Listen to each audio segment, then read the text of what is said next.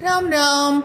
படித்ததில் பிடித்தது. மரம் தனக்காக பழுப்பதில்லை, ஆறு தனக்காக ஓடுவதில்லை, சான்றோர் தனக்காக வாழ்வதும் இல்லை. புனிதமான செயல்களில் வாழ்வதுதான் புகழ் எனப்படுகின்றது.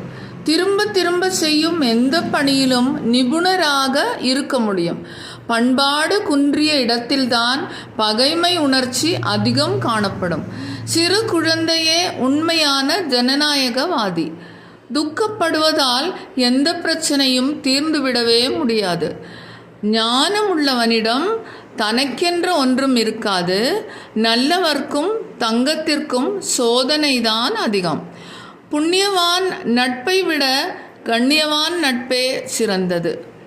பேராசையின் இருப்பிடம் நிம்மதியின் பிறப்பிடம்.